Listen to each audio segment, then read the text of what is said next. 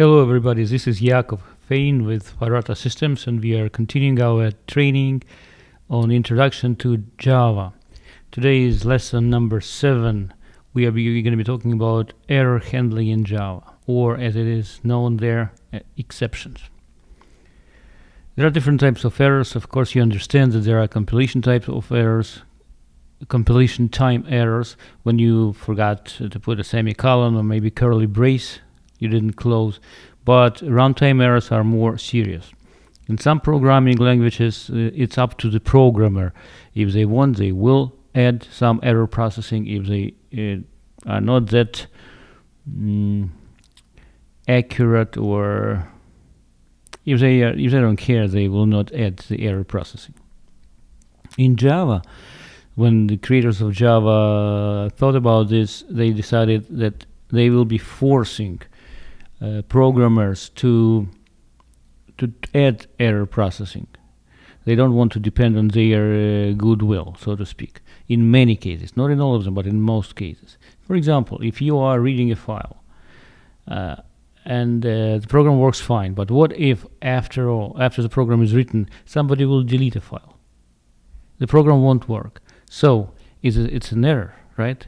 In Java, you'll be forced as a programmer to put some processing for these kind of situations. What if something goes wrong when you read a file, for example? Or the client connects to a server, the server doesn't respond. Do we have to do something about it? In Java, you are forced to put the code that will react on this situation. So we call this area exception handling. Exception is something unusual, out of ordinary, something that shouldn't have happened.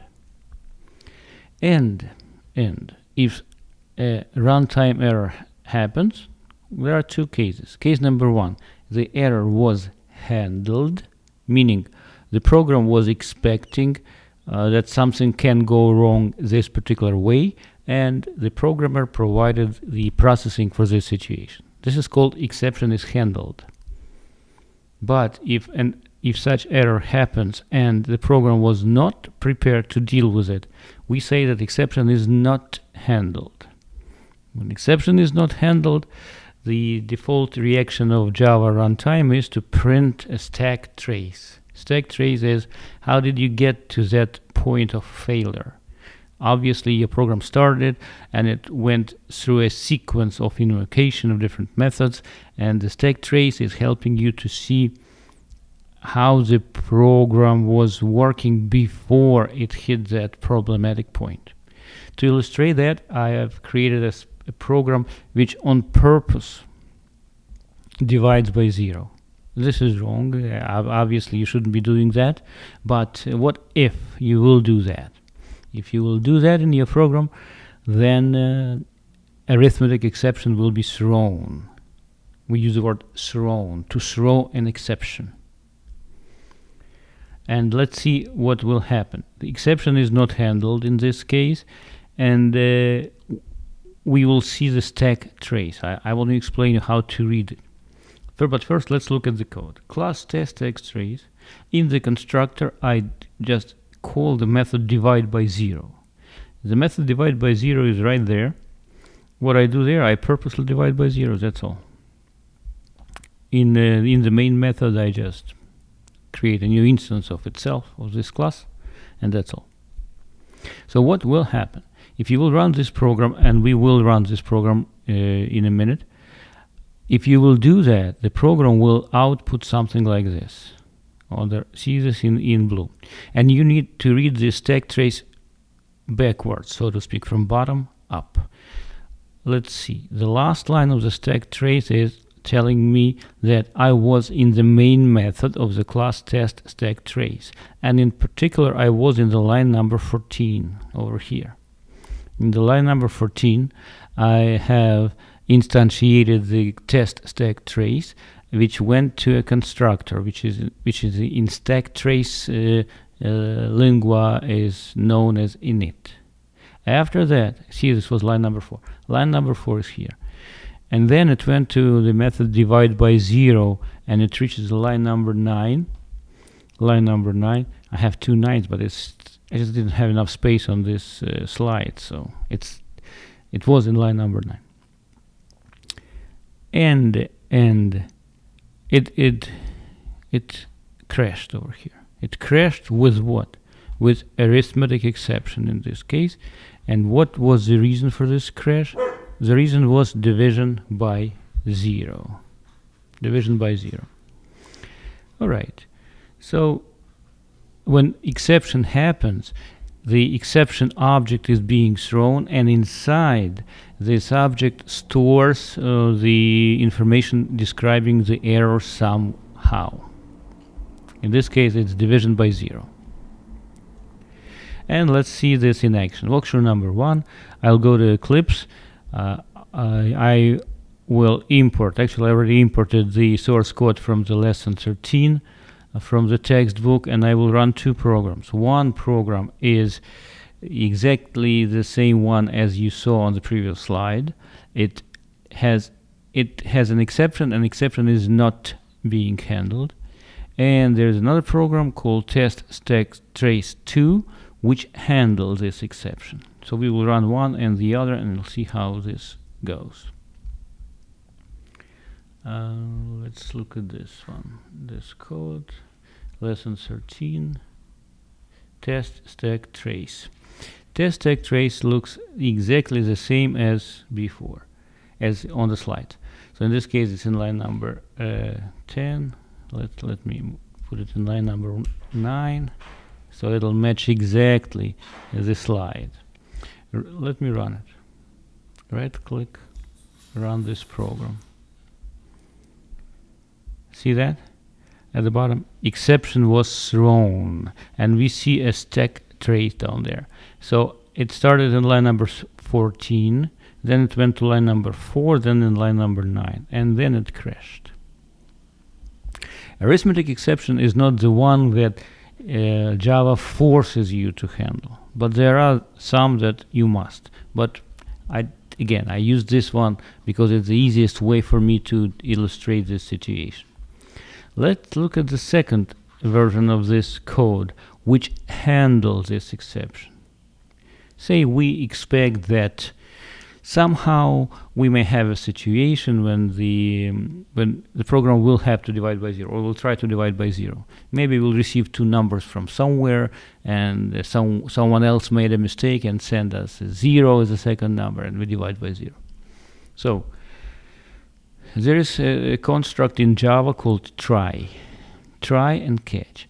Try and catch means what? Try to do something, but if this goes wrong, catch the error and do the processing that you put in the catch block. Catch block is something that is in between the curly braces after the catch keyword. Let's look at this. I'm saying I want to catch arithmetic exception. It's possible that it may happen. And if, God forbid, this will happen, then I want to print this message. Dear friend, don't divide by 0. Let's run this program. Right-click, run as Java application. See, dear friend, don't divide by 0. So in this case, the exception is considered handled. Why handled? Because our program expected that something may go wrong this way, and we caught this, and we decided that the only thing we want to do is to display this friendly message. If this would be inside the calculator that you've been working on in the previous lessons, this is something that you could have done. So if your in your calculator the user tries to divide by 0, maybe this is a text message that you want to put in the display list field on your Swing UI. Let's go back to our slides. So Trycatch block, keyword try, keyword catch, and one more for this construction is called finally.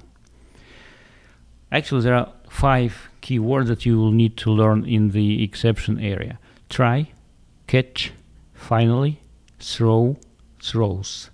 We'll go over all of these. Let's look at another example. Say you need to read a file. We didn't learn how to read files yet, but there is a moment when you need to start reading it, and you call on the variable that points at the open file, you call a method read, for example. There are different things that can go wrong when you read a file. What can go wrong? The file was there, it's not there anymore. Or the file is there, but you have the corruption in the file, so you can't read it for that reason. So something can go wrong. And in Java, there's a whole bunch of different exceptions describing different situations. So in particular, there is so-called I/O exception, input-output exception, that would be thrown in some cases when you try to do input or output and something goes wrong.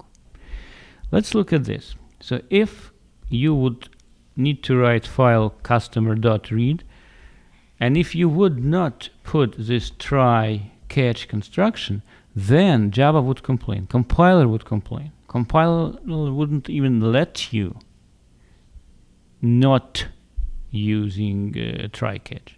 You'd get an error. You have to put a try-catch block. You have to surround this read with the try-catch block. You can say, how the hell I'm supposed to know which exception to catch? There are so many different situations, and something can go wrong in a different way. You don't worry about it. You just try to do something wrong, and compiler in Java will help you out. They will tell you what exactly they expected you to catch, and pretty easily you will find out which try-catch use. So in this case, in this example, I'm just catching I/O exception.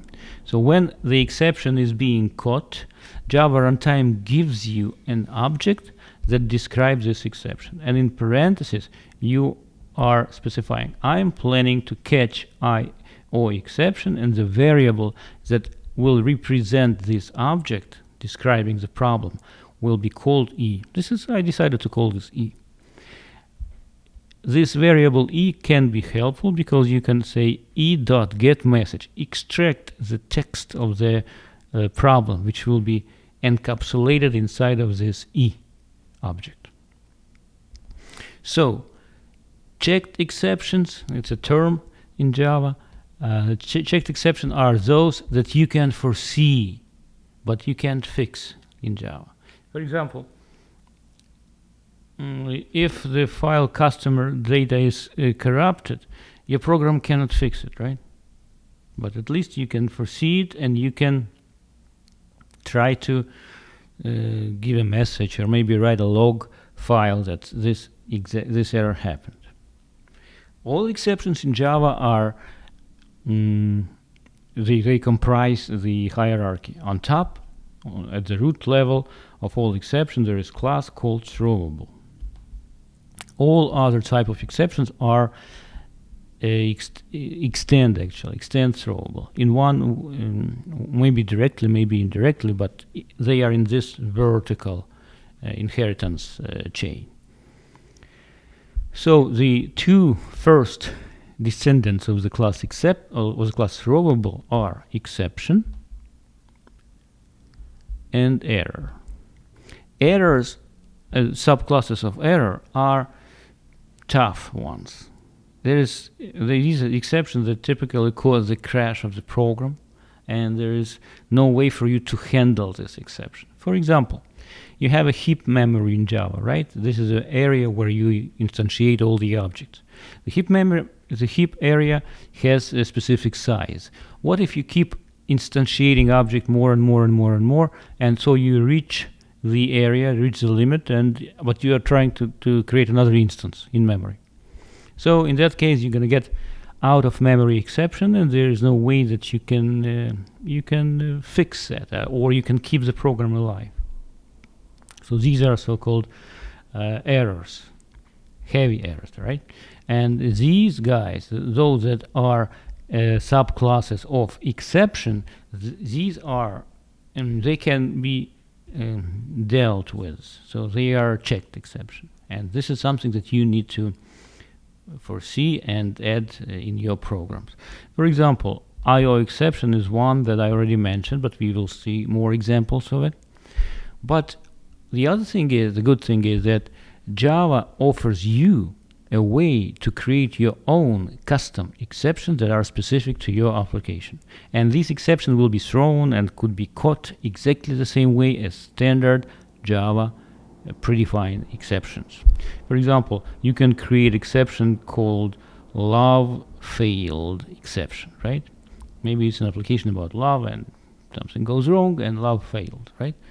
When you will declare this kind of a class, you will need to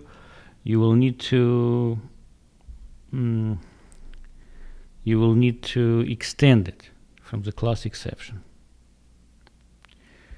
So unchecked exceptions are those classes that are inherited from the class error. Now let's take a look at the situation when multiple things can go wrong and you want to catch them separately. You want to provide separate handling for different situations which can go wrong. Let's see. The same example, you are trying to read a file customers.read. It may throw an error, right? And what can go wrong? For example, file is missing. It was there, not anymore. The program is there, somebody deleted the file by accident, or maybe we were expecting to get the file from somewhere, but it didn't arrive.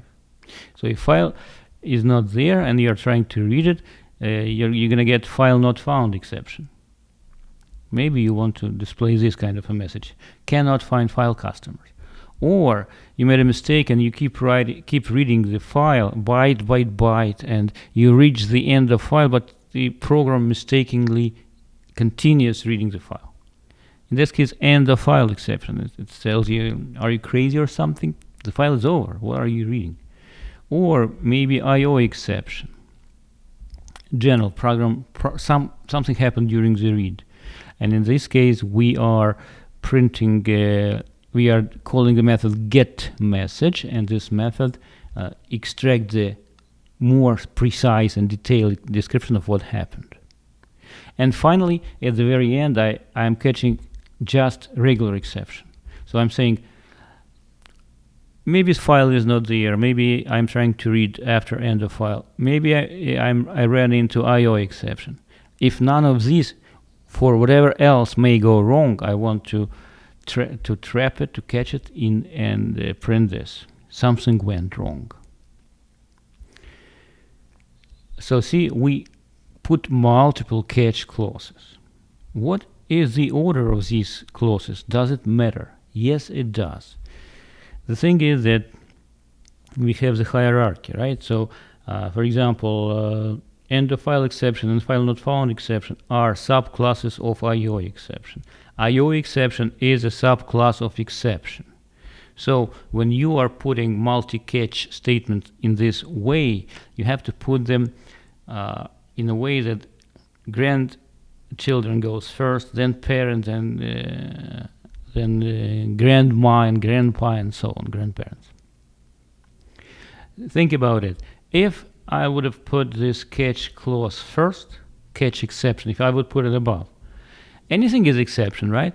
So this clause would be catching anything and everything that goes wrong in a program, and the code would never get into file not found section or end of file or IO exception.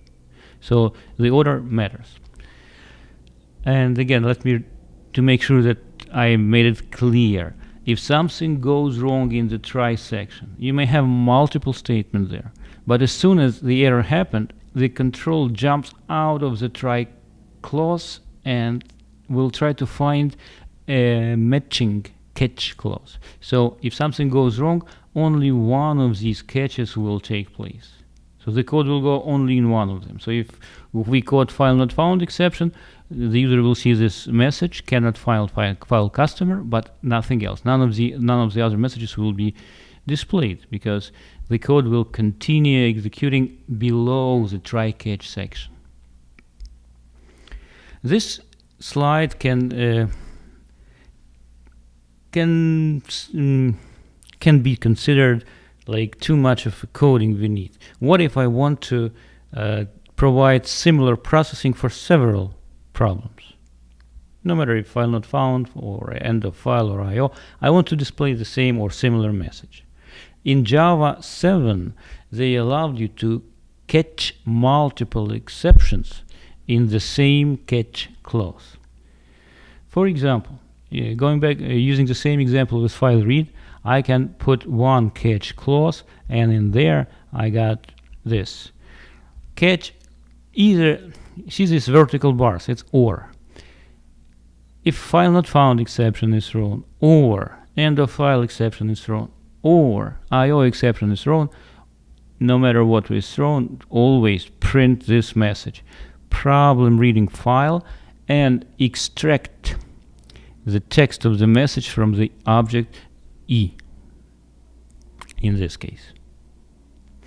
For anything else, I declared another catch clause and I just print something went wrong.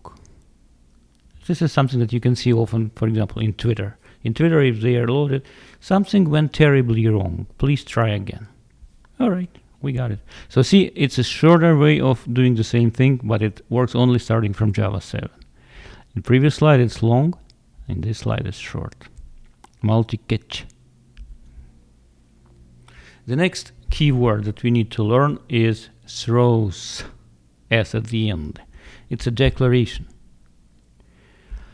When you declare a method, and if something can go wrong with this method, you have a choice. Either handle exception right inside the method, or throw it further. To whom? To whoever invoked this method. Whoever invoked this method, in this case, they need to know. We sort of are warning them. We are saying, if you're going to be calling my method get all customers, you need to know that I am not processing inside IO exception, and it may be thrown.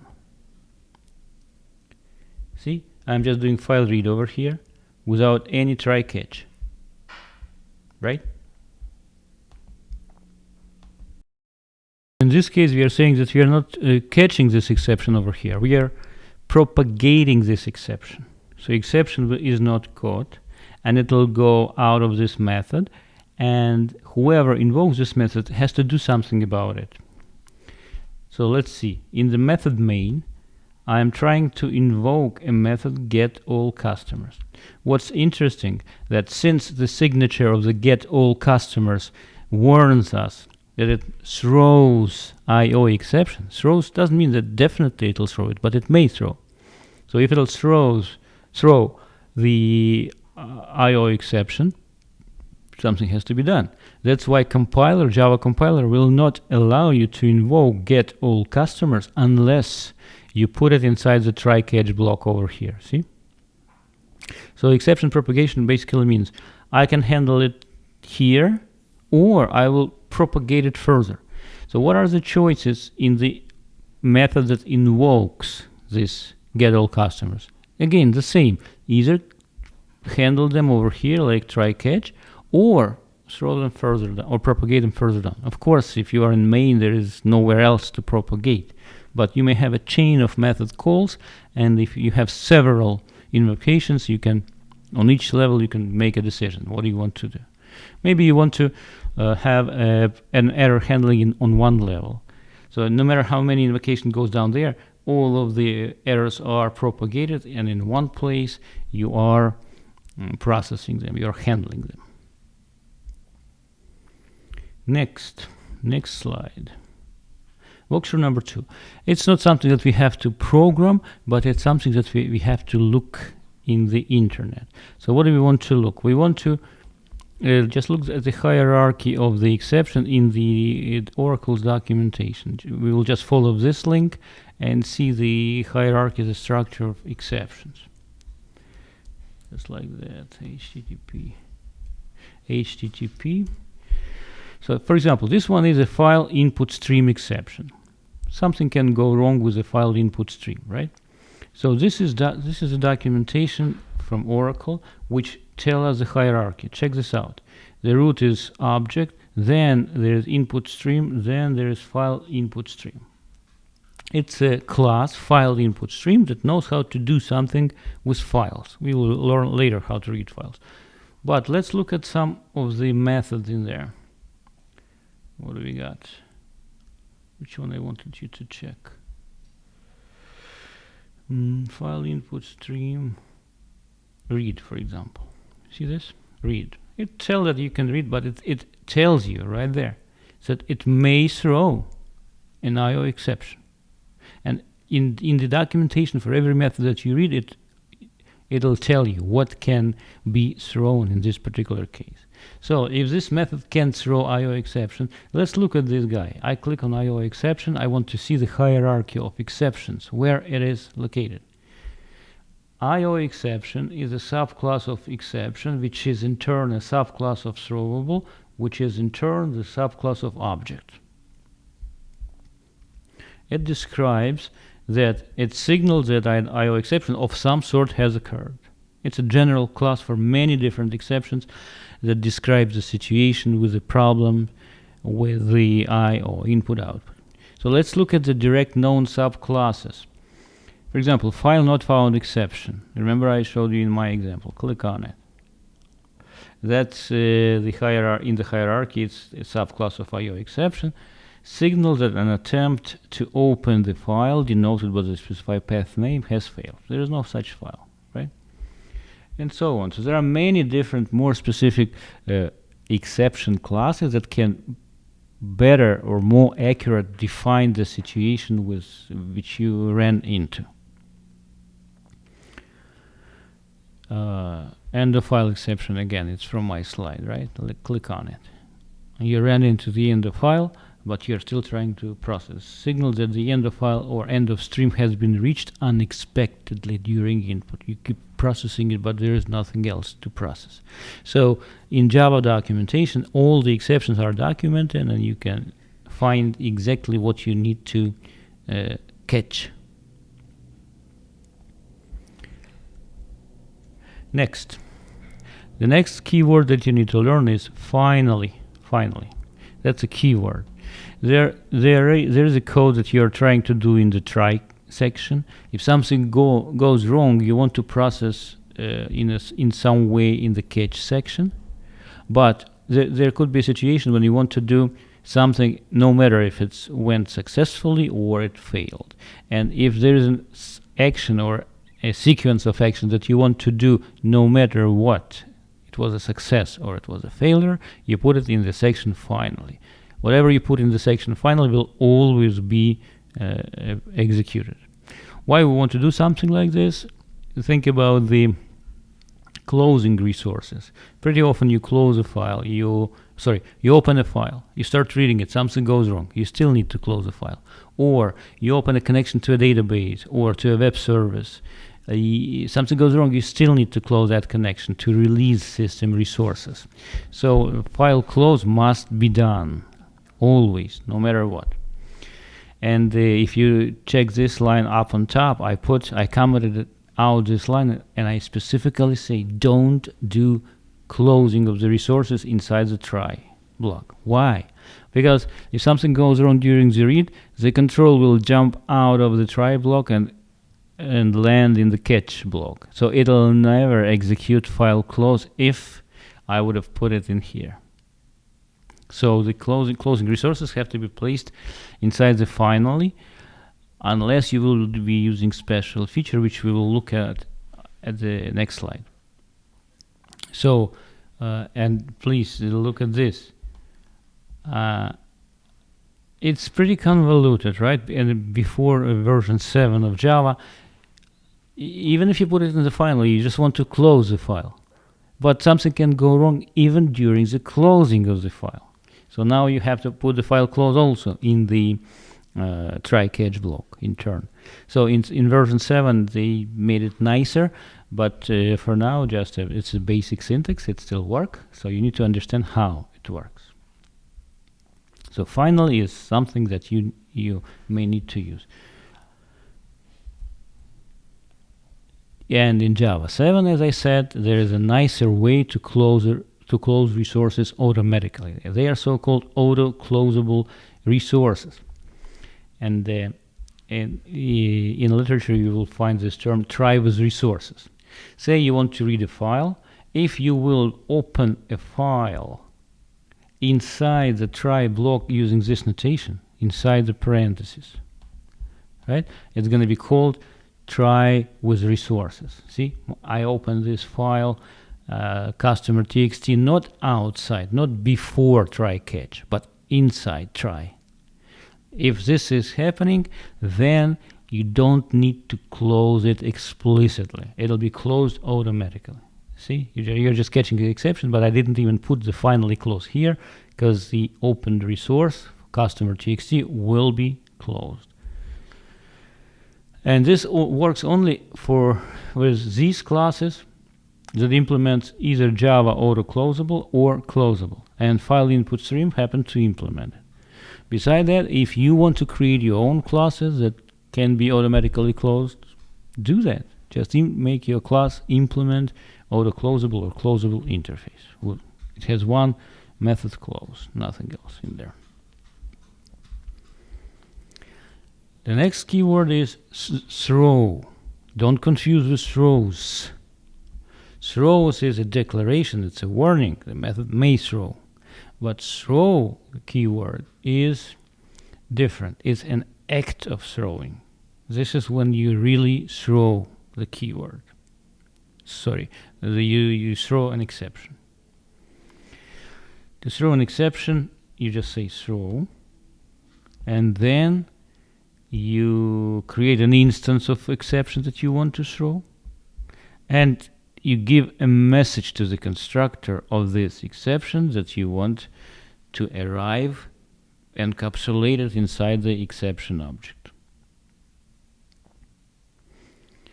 So in this case, I'm rethrowing, basically. I was trying to read a file, I caught the exception, and from this catch clause, I want to throw an exception with a maybe more friendly message to the user. Dear friend, the customer list is not available. And then I am attaching the actual message that was received by my program. This actual message can be used if this dear friend will decide to call to customer support to get some help. They may ask, all right, so what do you see under the message customer list is not available?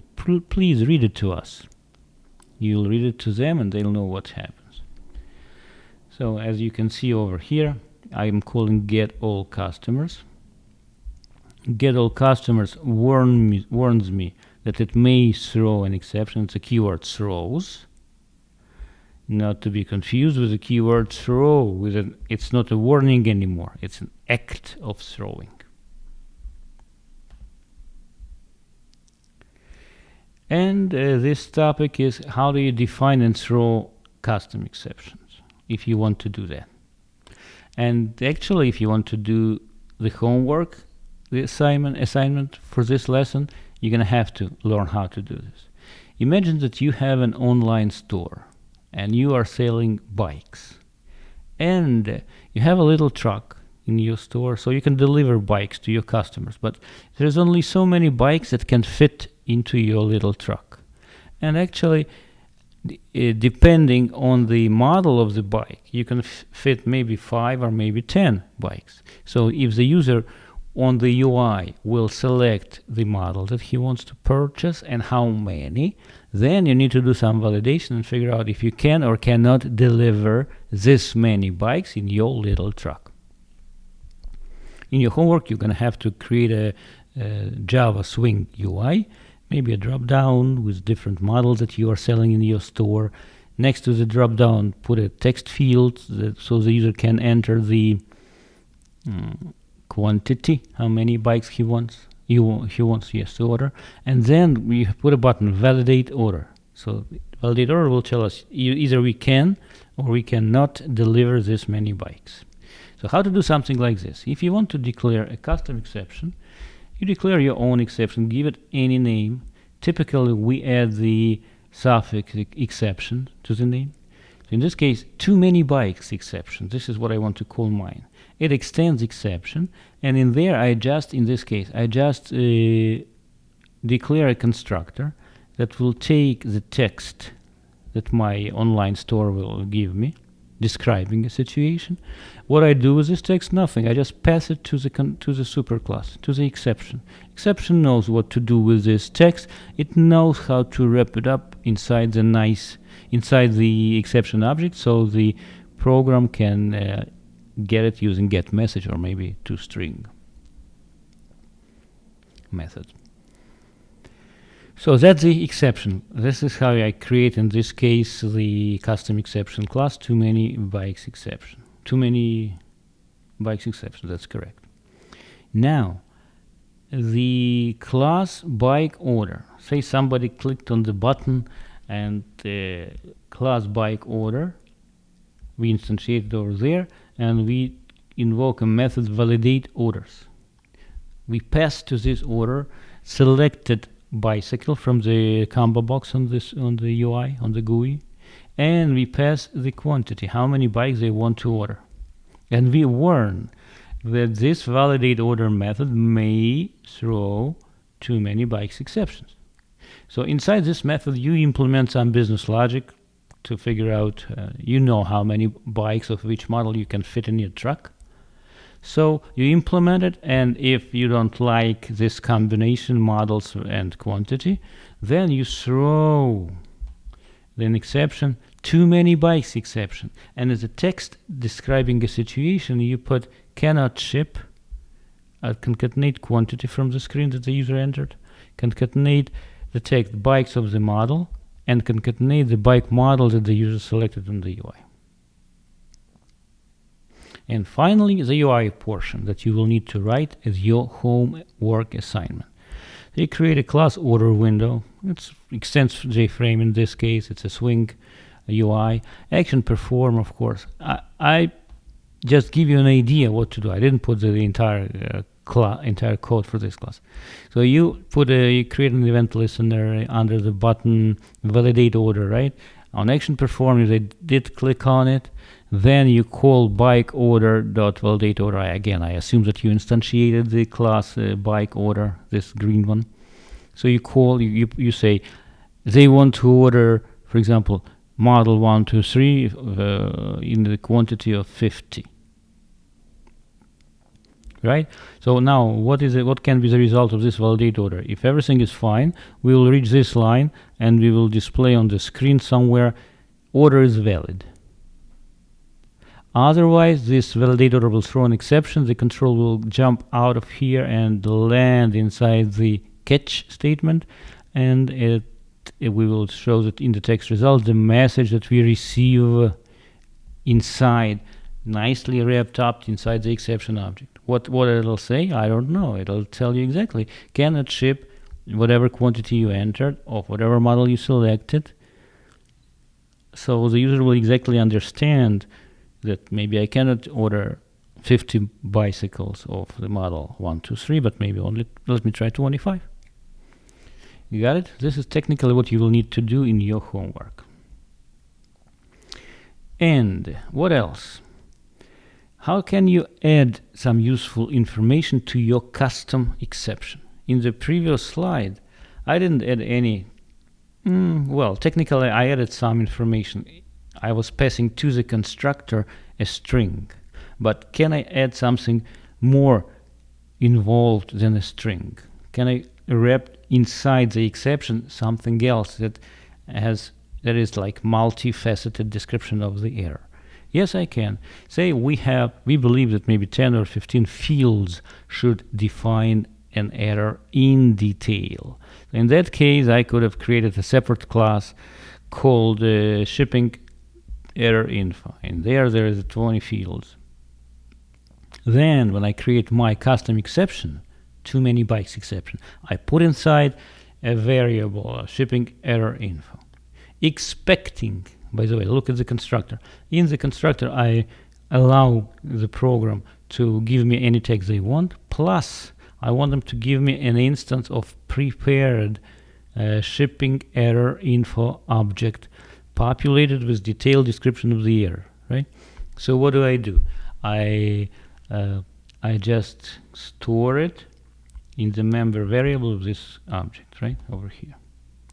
So if this error will be thrown, then the error will arrive in the corresponding catch clause, and whoever is throwing this error, then they need to know that this error encapsulates an shipping error info object, so they know that they need to extract the shipping error info object from the exception and then parse it out somehow and display all the details about the problem that happened with the bikes. So it's a typical situation. When you create custom exception, think about what properties to add to this custom class. And one more example I want to show you, as it is about more inclusive type checking that exists in Java 7. Look at this. This is a class, it's called MultiRow. We are reading some data, right, for example. And there is a method read some data. Method main read some data. The read some data declaration line 15 warns us. It may throw IO exception and SQL exception. Maybe it reads some files, maybe it reads some databases and executes some SQL queries. So it may throw one of these. By the way, a method may throw more than one exception. I didn't mention that, but you should have guessed that. Just list them in a comma-separated way when you declare a method. So let's say we have a code in line number 17 that may run into an error situation, and we decide to throw a new one. We create a new SQL exception, and we want to give a name. Actually, honestly, SQL exception would be arriving from a database, and it would have had a description specific to a database. It would include error codes that are specific to your database, like Oracle or SQL Server. But let's say I want to do it my way. So you create a new instance of SQL exception and you throw it. So now let's look at this code, which looks kind of a little bit strange. Why? I have a try, I have a catch. What am catching? I'm catching in general exception, right? And what am I rethrowing?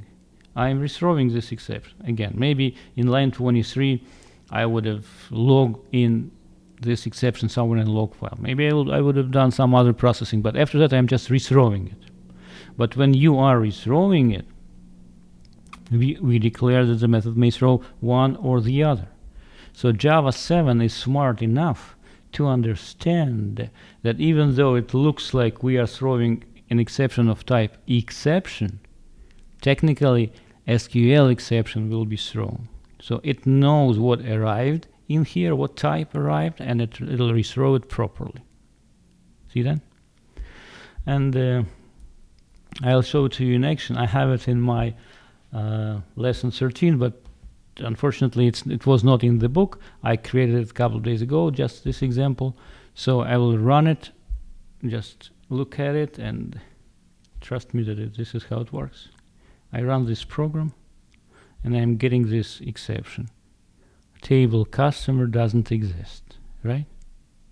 Let's actually do a little experiment. Let's, instead of SQL exception, let's throw IO exception instead of that. And let's see what happens. Not that it makes much sense, but I just want to illustrate the concept.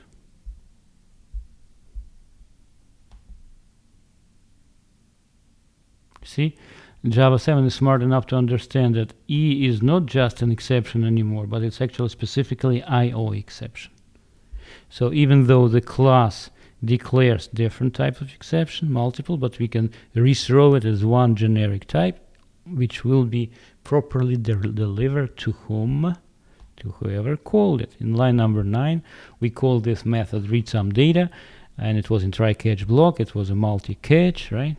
So it prints this stack trace that we see down there. With our message, by the way, table cast doesn't exist. We pass this message to the constructor of the exception, right? And this is what is printed. I think we reached the end of this class. No, not one more slide. Final rethrow. Final keyword, starting from Java 7, you can put it in one more place. If you remember, you could have declared the class final to make it non-inheritable. You could have you could have put it in the method declaration to make it non-overridable. You could have put it in front of the variable declaration to make it final, sort of like a constant. But now you can even put it inside the catch clause, saying that you cannot modify the object, the exception object that I am giving to you.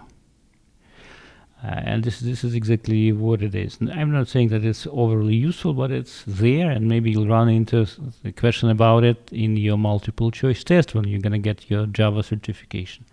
In case of multi-catch exceptions, final is assumed, it's implicit, so you don't even have to technically put the word final over here. You cannot change the EX object, no matter if you put final or you didn't put final in there. That's about it. We are done for today. The homework is to create this UI for the online store, as if you have a bike store online in Swing, and create this too many bikes exception and handle it and display a meaningful message to the user on the screen. Please do not use pop-up messages, dialog boxes.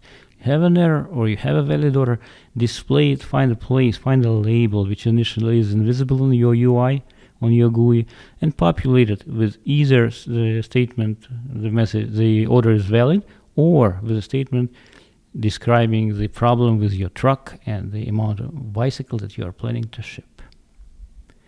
That's about it. So this is additional read. In the beginning, you have several links about the exceptions which are related to the material that we covered today, but the final link is about garbage collectors. It's not about something that we are talking about today, but it's good to know, so please read it. So that concludes the lesson number 7. This was Yakov Fain with Sferrata Systems with our training Introduction to Java. Thank you for watching.